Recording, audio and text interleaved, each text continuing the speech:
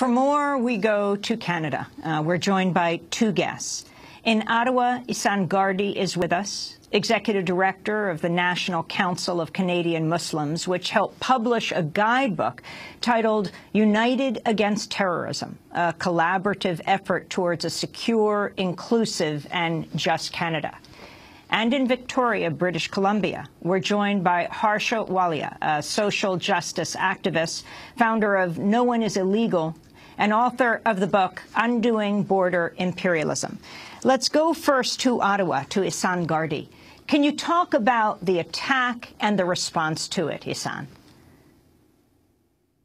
Having me on the show. The attack came obviously as a shock and to everyone, including the RCMP, our national police service here in Canada.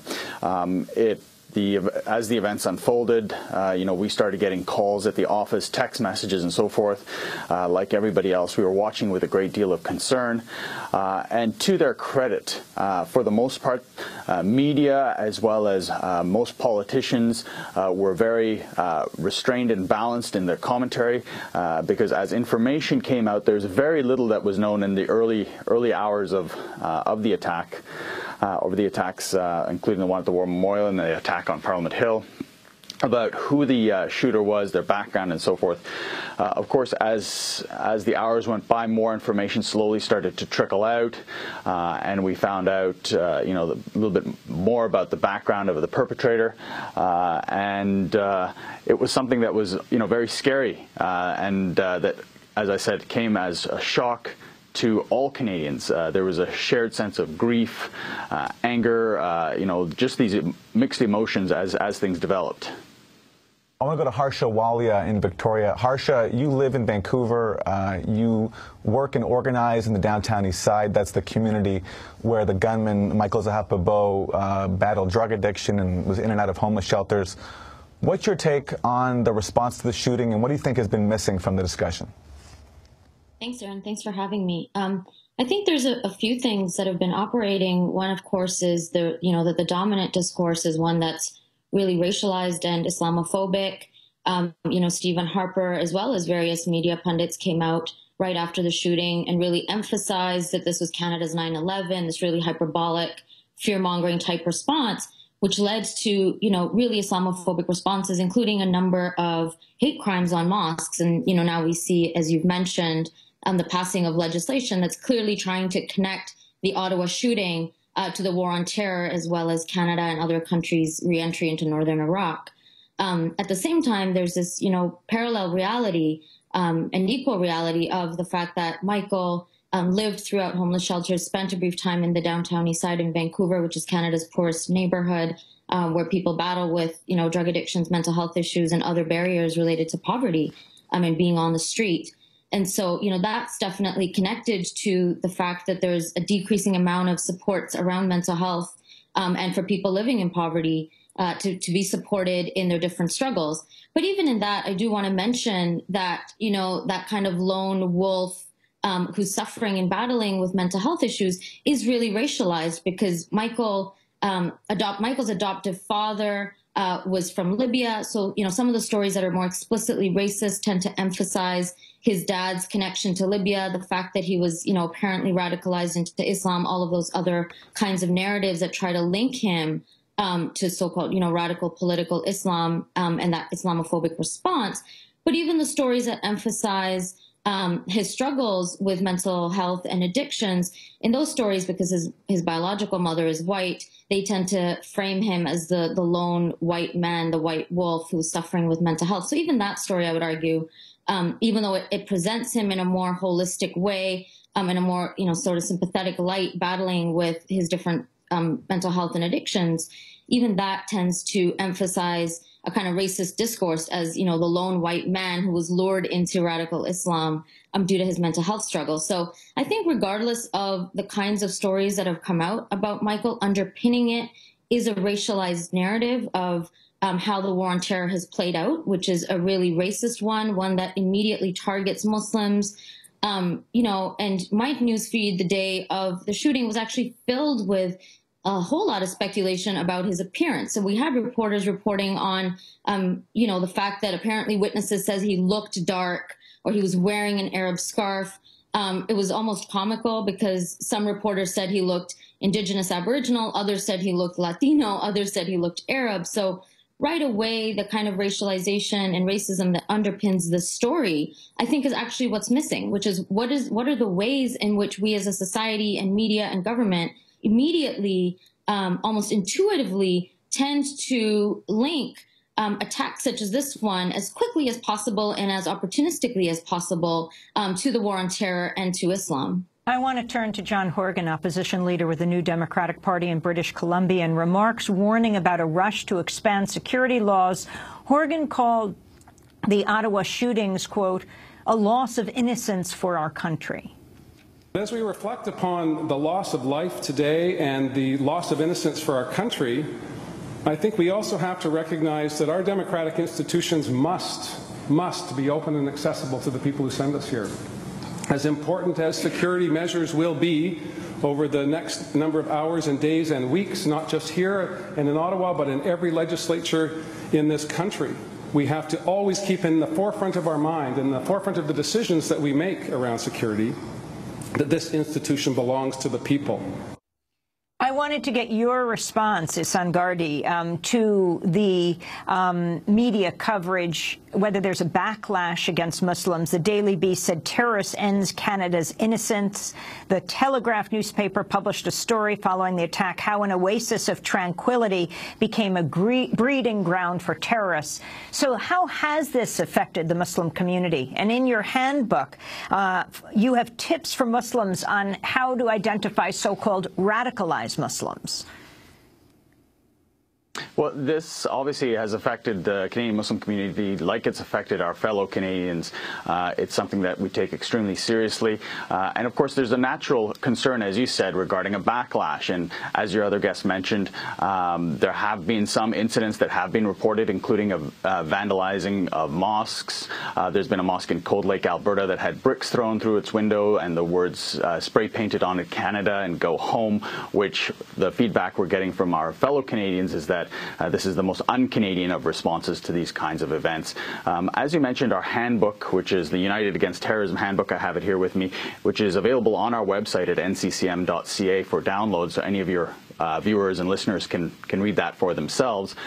Really, it's split into 5 sections. It talks about, for example, as you mentioned, signs and symptoms of individuals who could be becoming radicalized towards extremist violence. It talks about the RCMP and what their role is in national security, helping Canadian Muslim communities across this country understand what their role is in national security and the role of other security agencies. And there's a section as well from our organization, the NCCM, talking about what are the rights of Canadian citizenship, but equally what are the responsibilities. So there's a balance there. Now, this is just one response to this phenomenon, and it was something that actually took place over 14 months. Started with conversation cafes that were held in Winnipeg, discussing this issue of radicalization towards extremist violence, and it really collected and put together in a handbook all the discussions that came out and the questions that came out to act as a guide for communities across this country. Other initiatives that have and continue to take place include, for example, a conference was held last month in Calgary called Own It, directly looking at this topic of radicalization towards extremist violence. And we have to remember that, the discourse and the dialogue, it's important. The terminology and how we phrase these things is important as well. Radicalization in and of itself is not necessarily the issue. It's radicalization towards extremist violence. When the individual makes that distinction that their only choice in terms of expressing their grievance or frustration or venting that is through violent action. Others in the past have been called or perceived as radical. For example, Martin Luther King was called a radical. The protesters in the Vietnam War were called radical. So it's important that we distinguish between the two and ensure that the conversation is clear. Again, as your other guest mentioned as well, there are a number of facets to this issue of radicalization towards extremist violence. Search for identity, identity, belonging, and so forth certainly seems to play a role. As your other guest mentioned as well, these individuals, they both seem to come from troubled backgrounds. So social services has to be a part of the conversation. There's been indications of mental health issues, so mental health services need to be brought in. And again, we want to be careful there as well. As was mentioned, we don't want to stigmatize an already stigmatized community by laying the blame at the feet of any particular cause until we actually have more research and study into this phenomenon.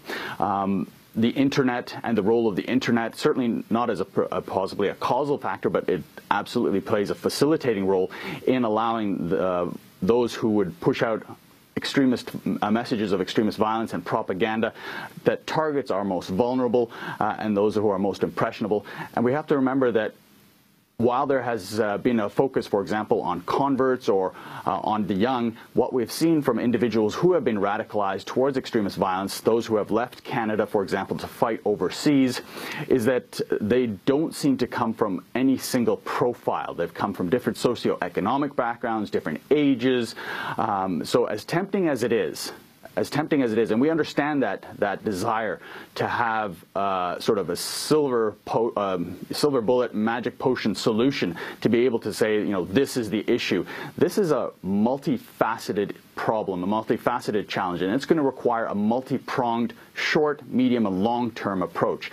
As was mentioned, our government has introduced new legislation to expand the powers of our security agencies, and obviously we're watching that with a great deal of concern. There's actually a conference being held in Ottawa tomorrow called ARAR Plus 10, or 10 years after the ARAR inquiry, to discuss how issues of national security and human rights have been dealt with in the wake of 9/11, in the wake of the ARAR inquiry, and how we are seeing greater and greater encroachments on civil liberties and human rights in the name of security, and making sure that that discussion is alive and well. Just to say, Ihsan, ARAR, you mean Maher Arar, the Canadian citizen who the U.S. ultimately through extraordinary rendition, got at a U.S. airport, took him when he was coming back from vacation, just transiting through the U.S. to Canada, and sent him to Syria, where he was tortured for almost a year.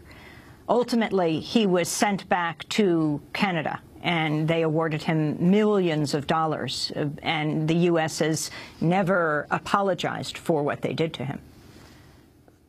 That's correct. And that's just one case, the case of Mr. Arar. There are other cases of Canadians who were detained overseas and tortured. Abdullah al-Malki, Ahmed al-Mati, Moyed Nuruddin in the Yaqubchi inquiry with Justice Yaqubchi.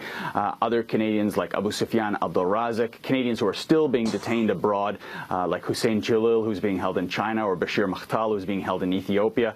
And these are all cases that we're continuing to follow and there's continuing concern about. And actually at this conference tomorrow, Justices O'Connor, Yaqubchi, and Major will be speaking together on a panel. The first time Justice O'Connor will be speaking publicly after the ARAR inquiry. And one of the key recommendations that he made, Justice O'Connor, in his report that was produced as a result of this inquiry, was for the creation of a comprehensive oversight body for our security agencies. And we've received, you know, a lot of assurances from government that the recommendations have been looked at and implemented, but there's been no transparency, no reporting to ensure that that takes place. It's important to remember that, you know, we are obviously national security affects all of us, and violent extremism affects all of us. So we need to all be a part of this discussion, and it can't be viewed that it's something that is simply or solely the issue or problem of the Muslim community or Muslim communities alone to solve. We need government to be involved in this discussion, security agencies, as I mentioned, mental health services, social services, and other levels of society. For example, as I mentioned, this conference in Calgary, we had the University of Calgary participating, and, you know, saying that they were there, they were, you know, wanting to help, wanting to research this phenomenon better so we have a better understanding, and so that the solutions and the strategies that are proposed are not simply band-aid solutions that will make us look or make us feel better but may not be effective at all in actually addressing the issues.